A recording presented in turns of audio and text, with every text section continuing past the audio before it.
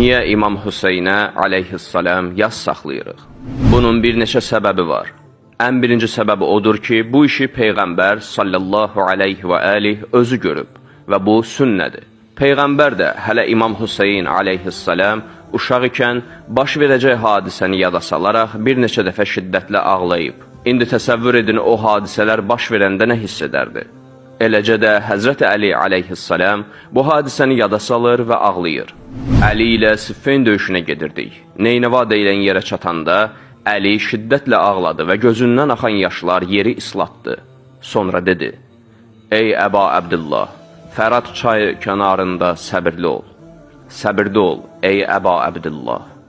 Nə baş verdiyini soruşanda İmam Əli dedi: "Bir gün Rasulullahın sallallahu aleyhi və aleyh yanına getdim və ağladığını görüb soruşdum. Ey Allahın Rəsulu, niyə ağlayırsan? Səni ağladan nədir? Yoxsa kimsə səni qəzəbləndirib?"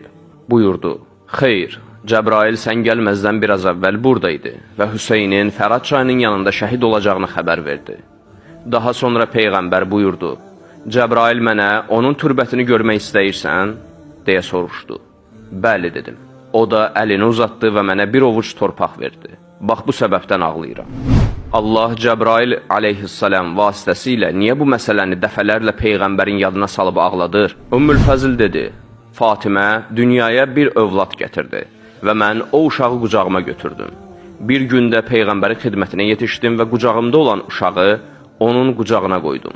Rasulullahın sallallahu aleyhi və aleyh gözü mənə sataşanda gördüm ki, gözlərindən yaş axır. Dedim: "Ey Allahın Peyğəmbəri, atam anam sənə fəda olsun, nə olub?" Həzrət buyurdu: "Cəbrail mənim yanıma gəldi və mənə xəbər verdi ki, ümmətim bu uşağı qətlə yetirəcək." Dedim: "Bu uşağı?" Buyurdu: "Bəli." Sonra mənə İmam Hüseynin qırmızı rəngli türbətindən verdi. İkincisi, heç bir Peyğəmbər və imamın müsibəti İmam Hüseynin müsibəti kimi olmayıb. Aşura günü Hüseyni aleyhissalam öldürməklə ümumiyyətlə Peyğəmbərin nəslinə qarşı soyqırımı həyata keçirib nəslini kəsmək istədilər. İmam Hüseyndən əvvəlki və sonraki imamlar da aleyhimussalam etiraf edirdi ki, heç bir gün Aşura günü kimi müsibətli deyil. Bir gün İmam Hüseyin qardaşı İmam Həsənin aleyhimussalam yanına getdi və ona baxıb ağladı. İmam Həsən belə buyurdu: "Ey Əba Əbdillah, niyə ağlayırsan?" İmam Hüseyin onun cavabında belə dedi: "Sənin başına gətirilən bu müsibətə ağlayıram." İmam Həsən buyurdu ki, "Məni zəhərlədilər, amma sənin şəhadət gününün çətinliyi kimi heç bir gün ola bilməz." Üçüncüsü, İmam Hüseynin şəhid olmasından sonra bəzi qeyri-adi hadisələr baş verib ki, müsibətin böyüklüyünü göstərir. Ümmü Sələmə dedi: "Cinlərin Hüseyn bin Əliyə aleyhissalam ağladığını eşitdim." Ümmü Həkimədən belə dediyi nəql edilir: "Hüseynin şəhid edildikdən sonra mən o vaxt balaca bir qız idim, göy üzü bir neçə gün qırmızı rəngdə qaldı. Hüseyn bin Əli öldürüldükdə Şamda hansı daşı qaldırırdılarsa altından qan axırdı. Allah kafir ümmət haqqında Quranda buyurur: Göy və yer onların arxasınca ağlamadı. Mömin şəxs üçün isə bu mümkündür və göyün qızarması, yerdən qan çıxması da buna sübutdur ki, başqa heç kimin müsibətində belə şey görülməmişdir." Dördüncüsü, İmam Hüseynin oğlu İmam Səccad aleyhimussalam deyirdi: "Məni danlamayın.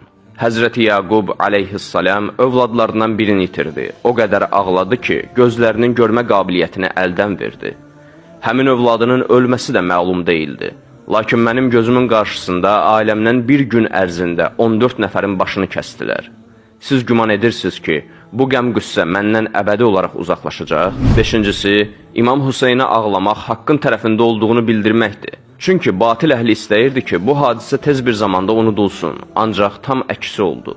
Tarixdə çox öldürülənlər olub, ancaq heç birinin adı və ideyaları bu cür yayılmayıb. Bunun isə əsas səbəbi İmam Hüseynə matəm saxlamaqdır ki, onun vasitəsilə həqiqi İslam yaşayır. Altıncısı, Həzrət Fatimənin salamullahu aleyhə başına gələn müsibətlər barədə susluq deyə hadisəni təhrif edib dedilər ki, adi xəstəlikdən vəfat edib. Əgər İmam Hüseynə aleyhissalam matəm saxlamasaydıq, tarixi təhrif edib deyəcəkdilər ki, o da adi ölümlə dünyadan gedib. Yedincisi, Peyğəmbər sallallahu aleyhi və aleyh ölümündən öncə bizə əhl-i beyti vəsiyyət etmişdi. Mən sizin aranızda 2 ağır əmanət qoyuram. Əgər onlardan yapışsaz, heç vaxt zəlalətə düşməzsiniz.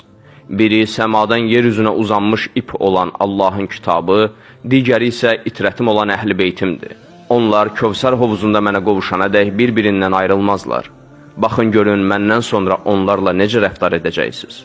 Əgər ümmət Peyğəmbərdən sonra əhl-i beytdən aleyhimussalam yapışıb hidayətə qovuşmaq əvəzinə onları qətlə yetirirsə, biz İmam Hüseynə yox, İslam dinini ağlayırıq. Çünki Peyğəmbər bizə belə din buraxmamışdı və təəssüf ki, indi də ümmətin çoxu İmam Hüseyni öldürənlərin dinindədirlər. Eyni zamanda Hüseyni ağlayan insan Yezid kimilərin necə İslam ümmətinə rəhbər olması barədə düşünür və başa düşür ki, ümmət bir anın içində Peyğəmbər balasını qətlə yetirən olmadı. Bunun səbəbkarları və cürətləndirənləri var. Beləliklə, bu həm də haqq dini batil dindən ayırt edir. 8-ci səbəb isə budur ki, bəzilər deyirlər ki, əzadarlığa ehtiyac yoxdur. Konferanslar, çıxışlar, kitablar kifayət edər. Ancaq bu müsibəti anlamaq üçün bunlar kifayət deyil. Bu məsələni hissi çatdıranda hamı başa düşür. Savadlı da, savadsız da, yaşlı da, cavan da. Ona görə də imamlarımız İmam Hüseyn üçün aleyhimussalam ağlamağa və ağlatmağa təşviq ediblər. Allah Rəsulü sallallahu aleyhi və aleyh buyurub, möminlərin qəlbində Hüseynin qətlinə görə bir hərarət vardır ki, heç vaxt soymayacaq.